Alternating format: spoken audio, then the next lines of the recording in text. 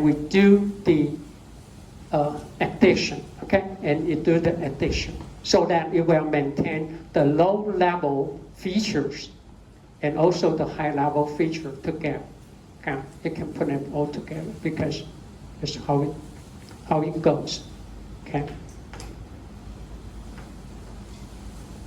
Okay. But basically, they all based on encoder, decoder. Okay.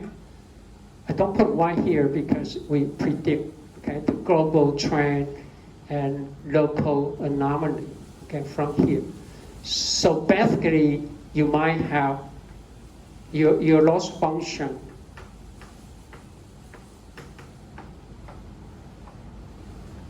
you might put them all together. Or you can train them individually, okay, just for global. You know what I'm saying? 也就是说你可以个别训练 each with its own loss function, or you can put them all together. Of course, you need to put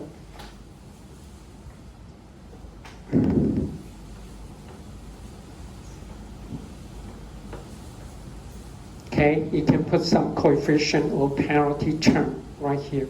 Okay, so to predict Y1, predict Y2, or predict Y3, no matter for forecast or for classification, this could be your final loss function.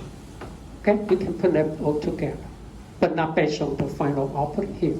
Okay, that's another application for feature pyramid network. Okay, this architecture is originally used in YOLO. Okay, for object detection.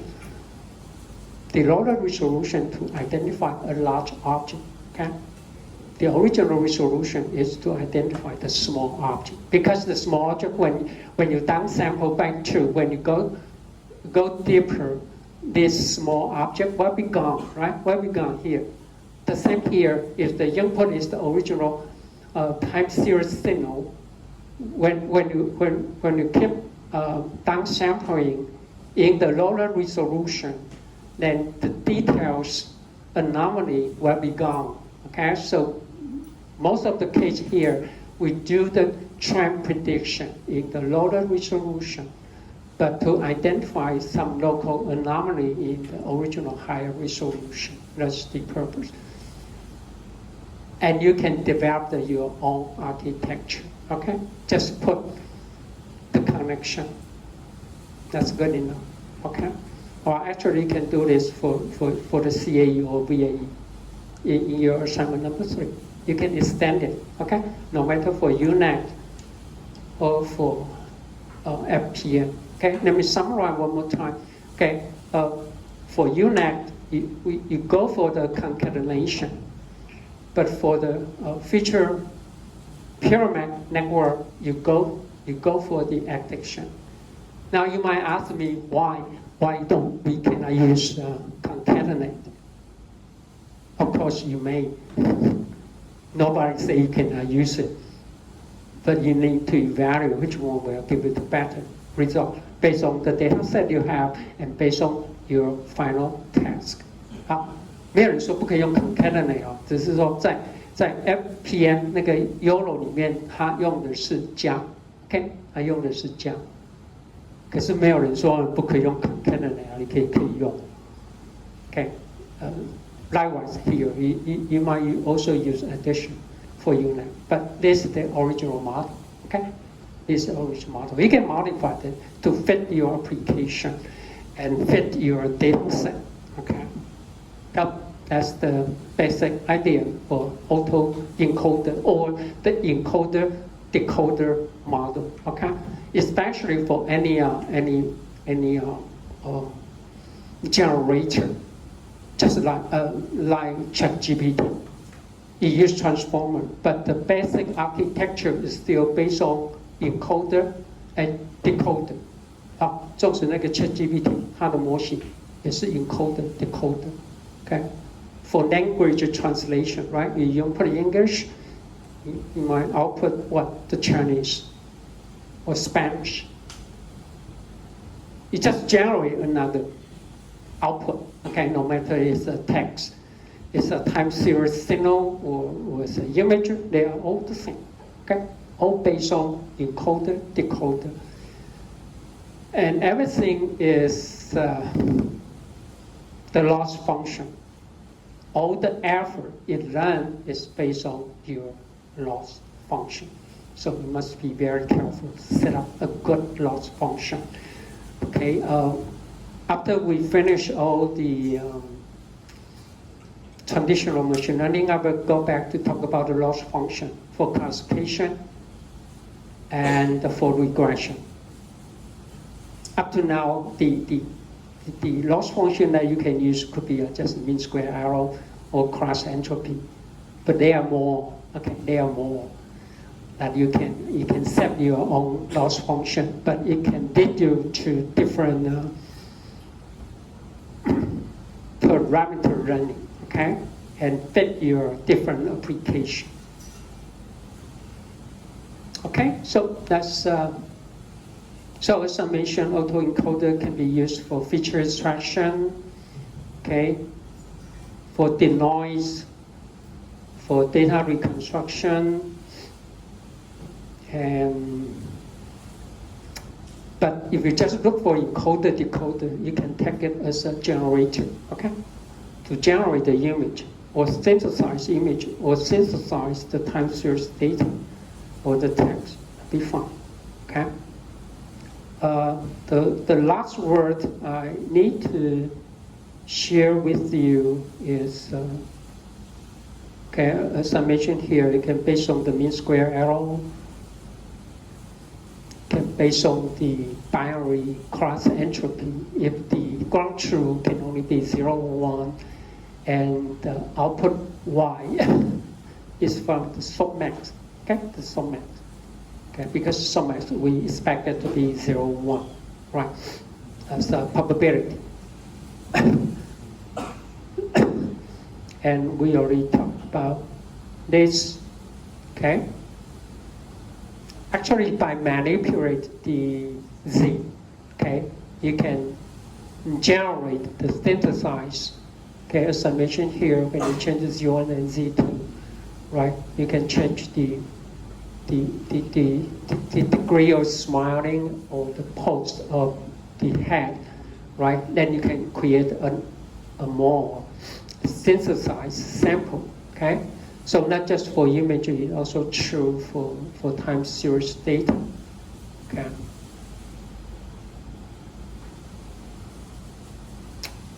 Okay, so we already mentioned the mathematical background for this.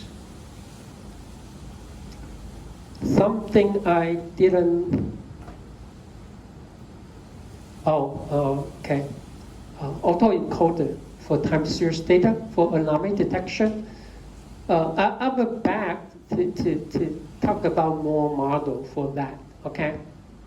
Especially there's one that combine both UNet and FPM together, okay, for time series analysis.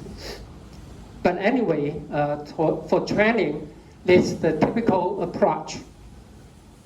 Given the original signal, you need to set up the window, okay? For the user, you need to determine what should be the window size and what should be the stripe, okay? So this could be your first segment, time series signal. And then we move the window by a stride at, well, usually we will overlap the window size by 20 to 50%, okay, with the degree of different degrees of overlapping.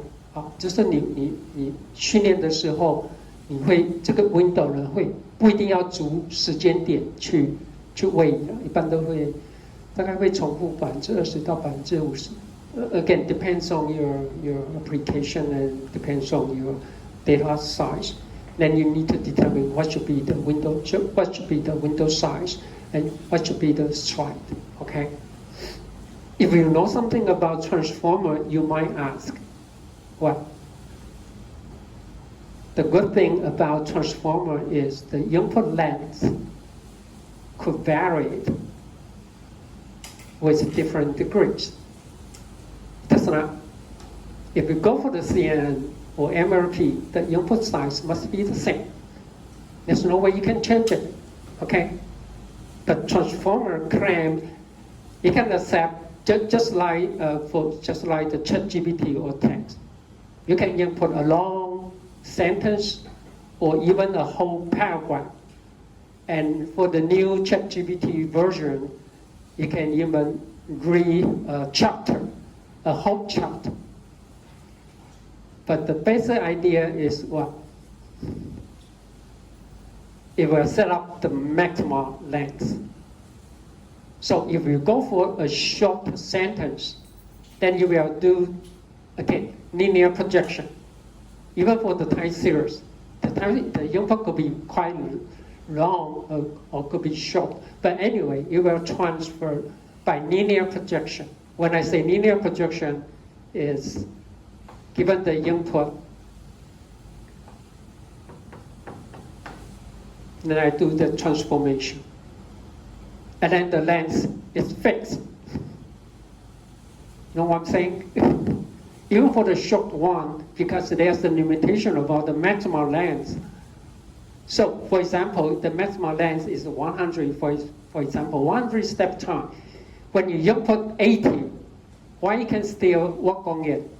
Because if the maximum is 100, the transformation should be also 100. What would happen if you input the length is only 80? The typical way is what? You do the zero padding. You just do the zero padding.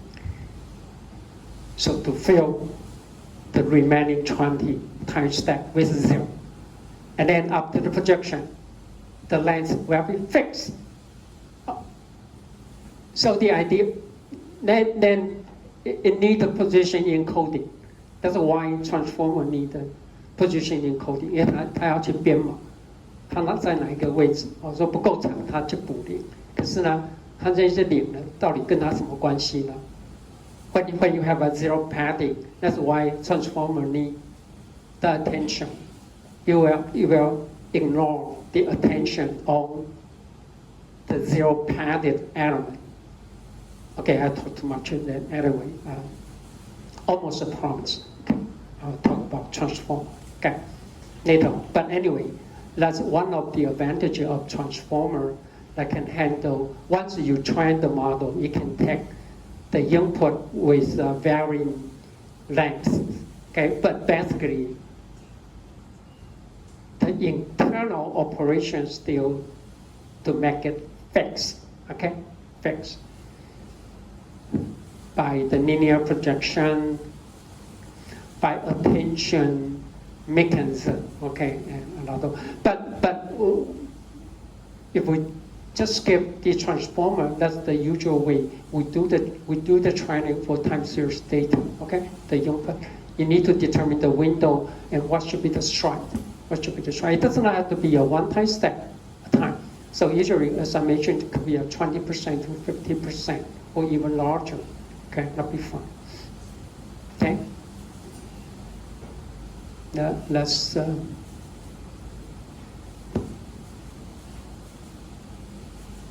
Okay, the last thing I need to share with you, because I didn't say anything about the decoder, how to do the upsampling. Downsampling is simple. You just go for what? Downpulling. Okay. A 2x2 with a stride of 2, or just transpose convolution with a stride of 2. Then we will reduce by half for each convolution. But I didn't mention anything about how to upsample. Now, if I say if do convolution or downsampling and do the convolution, of course here you can do the upsampling and convolution, right? Then, now, how to do it, or how to do the transpose convolution. 因为在 Chaos 里面它用transpose convolution 做，那听一下 ，OK? Here show you the code. You can read the details, OK?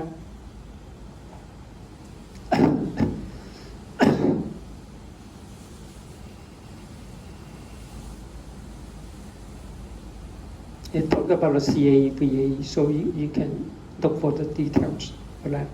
Okay, here's another example. That's for handwritten digit. When you change the Z1, Z2, you can see it changes the shape. Okay, you change the shape. And, okay, of the handwritten digits. Okay.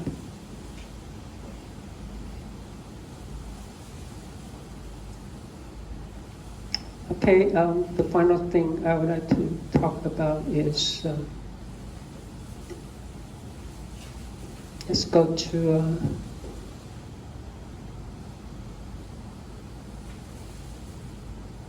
page right here. Okay, should be page 41.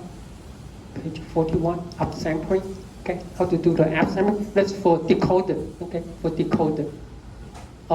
Upsampling can be done by interpolation.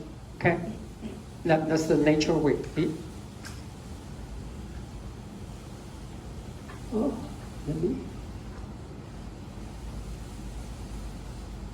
First, you can apply, no matter it's an image or time series data, you can apply nearest neighbor interpolation, okay? Or you can use a linear interpolation. I just wonder why, okay? You need to write your own code because Keras does not provide the linear for 1D time series. I don't know why, but it did provide the bilinear interpolation for image. Why it's bilinear? Because you have x and y coordinate. 我不知道 image 它有提供 bilinear， 可是对一维的时序讯号，我是没看到，可能有。Anyway, the most easy way is go for the nearest neighbor interpolation, okay? Or you can use nonlinear interpolation, okay? So you might use an external library for the interpolation. Now, let's take a look, because Keras provided nearest neighbor outputting. Let's take the image as example. It's the same for time series data. Suppose the original image, okay, is 2 by 2. I want to extend it because I want to double the size, okay?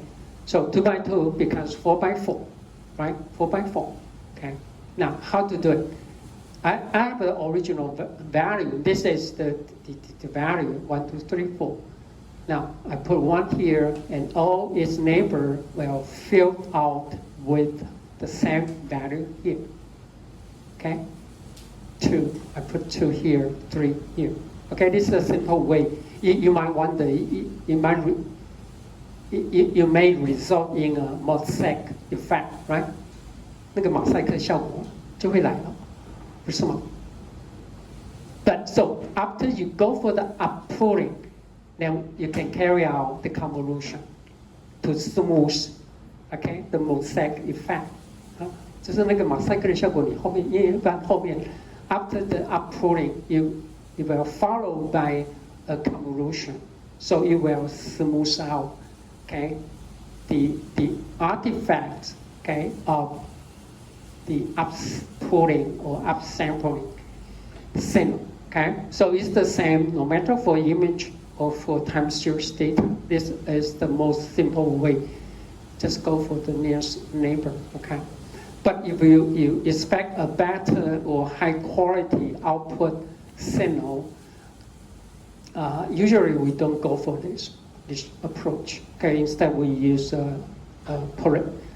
interpolation. Okay, no matter linear or non-linear could be better. Okay, so that's here's another way. You go for the max outputting, called maximum outputting. Again, we take the image as an example, okay, because it's much easier to visualize. Now, in the encoder, this is the operation in the encoder. It's 在编码器的时候。This is the original input size. Suppose it's 4 by 4. Now we reduce by half, right? Now 4 by 4, it will be reduced to 2 by 2. If we apply the max pooling, which means with a stripe of 2. Okay, the pooling size is 2 by 2 with a stripe of 2. So we just look for the maximum value. 1, 2, 3, 5. So we put 5 here. And at the meantime, you need to internally record the location, okay, file, the location file in the original input image or time series data. 6 here, you will look for this 2 by 2 patch and record the location of 6 because the local maximum. The same here. So later on, when it comes to the decoder, suppose we have a feature map like this, 1, 2, 3, 4. Now, we want to do the max unpooling. Take a look here, 1. Why we put 1 here? That's because the local max, the original local max in the corresponding encoder is at this location. Everyone follow? 也就是说，它会记住，当你你 maximum pooling 的时候呢，它不仅记录那个最大值，同时它要记录这个最大值是这一个pooling 里面的哪一个位置。所以呢，当你到对应的这个点去做 up pooling 的时候呢，它会把那个对应的那个点呢填进去。Okay, why is 2? We put 2 here. That's because the local max is in the original location right here. Okay. And all the remaining value will be filled out with 0. And again, it will follow by convolution, so that it will change the 0 value, okay? And to make it more closer to our original construction. That's right here, because we try to make the output the same as the input. Okay, so that's how you learn. But for this one, there's no parameter to learn. Just do the upsampling. That's it. But you will learn the convolution. Okay, you will learn the convolution filter. Okay, that's the simple way by nearest neighbor or max outpooling. But here is the recommended operation. Okay, in the decoder for image is called YuanZe 2D, but for time series it called YuanZe 1D. Okay, 1D means one dimensional, which is work for the text or work for the time series data. Okay, called convolution 1D transpose. Okay, for images called convolutional 2D transpose. Okay, again, I'll skip the details. The typical way. After class, you can check for this one. It will show you the animation how you do the transpose convolution. But let me just give you this example. Okay, just give you this example. Again, it's an image. The same here for time series data. Suppose the transpose convolution, the filter size is 3 by 3. We have a kernel 3 by 3. Okay, the kernel size is 3 by 3. Okay. Here's the input. Suppose we have the input is also 3 by 3. Here's the feature value. Okay, the input value x1, x2 is 3 by 3. We want to extend it. Okay, we want to double the size. So 3 by 3 to make it 6 by 6. Everyone follow me? Okay. 原来3乘3，我现在要把它长成6乘6，double， OK double。一般这个都是成对的，你每次减半，这边呢每次呢就加2倍，所以它的 size 呢会维持一样。We double. Now how to do it? How to do the transpose convolution? Now the kernel size we have 3 by 3, so that we have 9 parameters. Okay, we have 9 parameters. Actually, don't forget. Besides this filter, we have a bias. You will learn automatically. Okay, a bias. Here's how transpose goes. How to make it 3 by 3 to 6 by 6. Now this is the original input 3 by 3. Take a look here. We insert 0 between every column and every row. See that? 每一行每一列中间都插零。It's different from zero padding. When you do the zero padding, we only insert zero at the beginning and at the end, right? But for transpose convolution, we insert zero for between rows and between columns so that we can extend the size, for this case here, from 3 by 3 to 6 by 6. And after that, then we do the convolution. And then we do the convolution. Suppose the kernel size is learned with this value, A1, A2, A3. So first, the center of this kernel is A5, right? So at the very beginning, we put the window aligned with A5, okay, right here with X1. See that? So then we do the convolution, which will be A5 times X1. And all the remaining value, even the one that doesn't show it here, you can simply assume they all have the value of 0, okay? Outside this 6 by 6. So this is what we got for the Y1. So Y1 will equal to X1 times A5. Everyone follow me? Everyone? Okay? 好，接着就是把这个 kernel 的中心点对准第一个你要做的 convolution。那其他旁边呢没有，你没有看到的值呢，就把它视为0。所以第一个点呢就是 x1 乘以 a5， 这是第一个点。Now let's take a look at y2. Now we move the filter 1 pixel, okay, or 1 element. Now we align a5 with this element here. Everyone follow me? So 0 times a5 and also x1 times a4 plus x2 times a6, and all the remaining value will be 0. That's how we get y2. Okay, let's put y2. At the end, then we can extend it, the input image of size 3 by 3 to 6 by 6. This is the so-called transpose convolution. But for time series data, you just look for a load, right? One load. For example, the input is only x1, x2, and x3. That's it. Now we want to extend it to what? To 6, right? We only have a length of 3. Now we extend it to 6. Then you carry out the convolution just with A1, A2, and A3. That's it. Everyone know what I'm saying? 好，这是一维的话，你把它想一个 row 就是一个 time series data， 它的 kernel 呢就是 A 只有 A1, A2, A3。Then we do the convolution, okay, with x1, x2, and x3. That's it. Just exactly just like the two-dimensional, okay, convolution. Okay, so it's the same.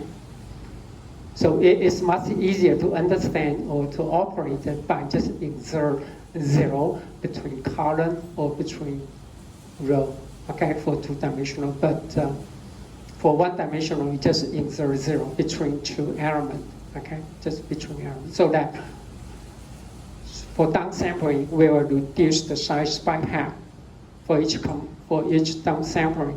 But in the decoder, then we will insert 0, okay, between elements so that we can expand it or double the size every time after the transpose convolution, okay?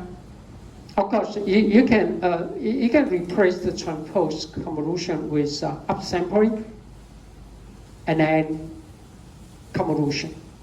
That'll be fine, okay? That'll be fine. But transpose appearing to be much more efficient because chaos provide this function called convolutional 1D, right? Transpose. So that's the way to go for decoders, okay? For the decoders.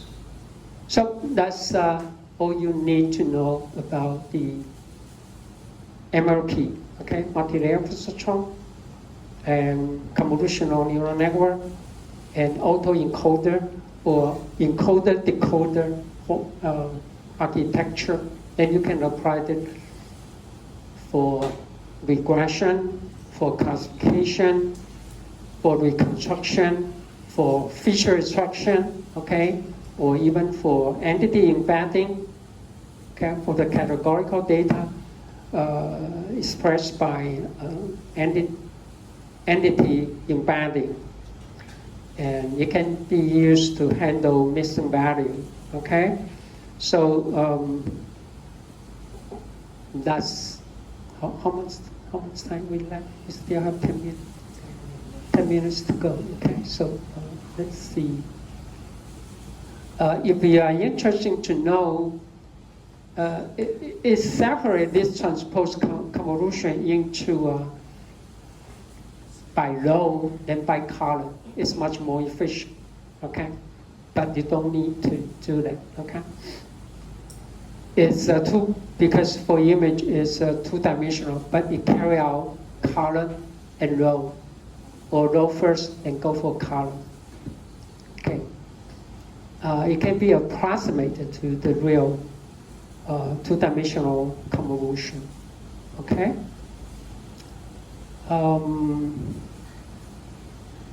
Okay, if I have the time, I'll go back to talk about the diffusion.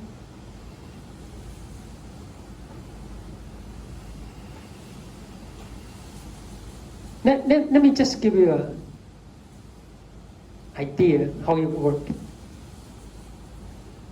A lot of mathematics here. But it's basically based on VAE. It's based on VAE. 它是用 VAE. 好. Oops. Why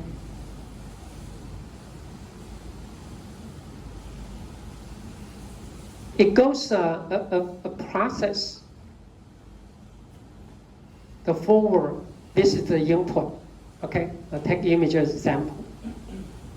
Then you will add noise, increasing, add more. So you go for the first step, T-step until the end. You will go for, and when everything becomes a noise, you cannot see anything here. And then you go backward, okay? Backward. Try to what? To denoise the noise at to the last stage, then back to the T-1 stage, and then finally go back to X0, the original. That's how you learn. Okay, this is the diffusion. That's why diffusion of what? Diffusion of noise. You will add noise randomly for each step. Okay, you will add more. Okay. So for this mathematically, it's called, when you go backward, now you have something at stage T, right? And then you will try to estimate what should be the probability for T-1 stage. And eventually you will back to the original thing. Okay? That's it. Okay. So basically for the two consecutive steps, you can think of this as one single step of VAE. Okay? It's just like VAE. Go a lot of stage. Diffusion model have been used in so-called stable diffusion. Okay? And mid-journey. Okay? Mid-journey also use stable. It claims when you use the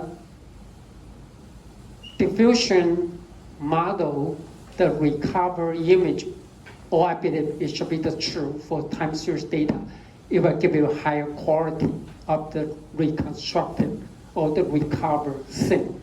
Okay, the quality will be better. 也就是说它的还原叫影像的话，还原的品质会更好。那事实上也是了，因为我试过它的影像品质的确会比较好。But higher quality doesn't mean you will give you a better detection result. Okay, visually, you can have a better image quality, But for application, for example, for anomaly detection, it may not give you a better result, no, or show no difference because it takes a lot of time. In case you have a time or you want to try it, there's the two parameters you need to watch out. So first, for the training model, what should be the T? Usually it will go tens or even 100. So it's quite tedious, okay? Very time consuming for training. After you train the model, you need to specify what should be the step to go backward to recover the test image. 来，中文讲，第一个训练的时候呢，你要训练多少个 diffusion 的 step？ 训练完以后呢，你测试影像进来，你要经过多少个 step？ Usually for the testing, the number of steps will be far smaller than the training step. Okay, that's the diffusion. Okay, that's the diffusion. You can try it out, but you can think of this as a VAE. Okay, as a VAE, but you need to go through a lot of steps. Okay, the other way you can try out could be so-called mask autoencoder. Okay, mask. I explained this. You can use this to estimate the missing value, right? The missing value. Okay. So for the mask, I can just show you here.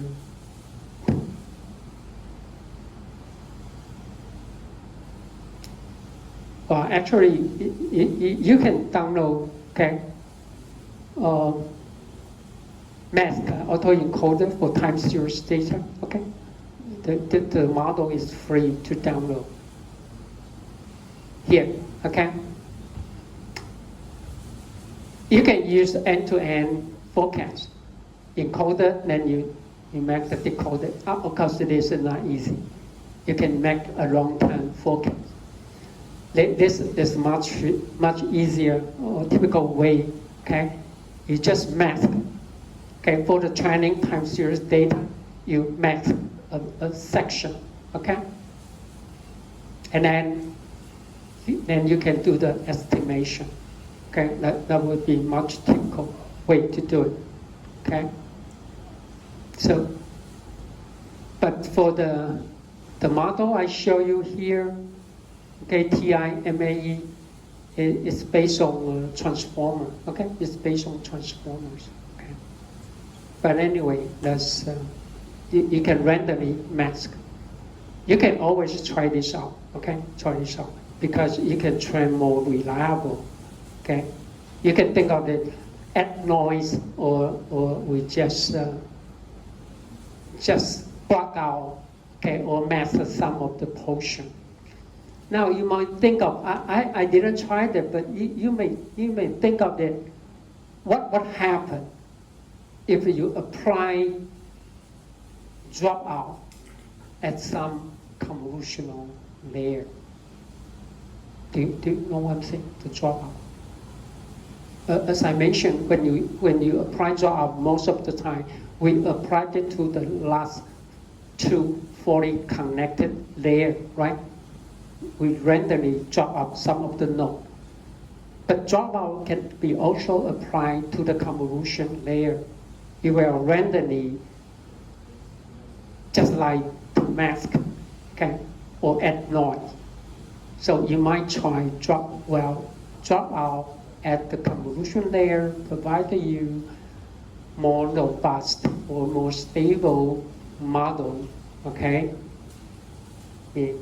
When you use the train model for the test image or time series data. But anyway, that's about the autoencoder, okay? You can go for the diffusion autoencoder or go for the mask autoencoder, okay? Again, the mask autoencoder is proposed by Perkami, okay? Okay, that's all about the auto. I believe with this tool will be enough for most of your application in industrial engineering. Okay, So that's starting from next week. I will back to talk about traditional machine learning. Okay, machine learning. So bring the class note of part 1. Okay, because part 2 will focus more on the ensemble. Okay, ensemble algorithm. Okay, so that I believe we have enough time to deliver all the traditional machine learning method, and this could be good enough for you for your research or even for your team project. Okay, be good enough.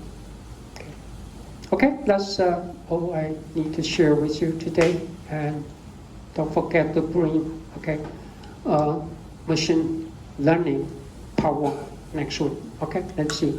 And you need to hand in assignment number 2 and 3. Okay, next week. Okay. And read my comment on assignment number 1. Okay, follow the format I asked. Okay, let's see you next week. Okay.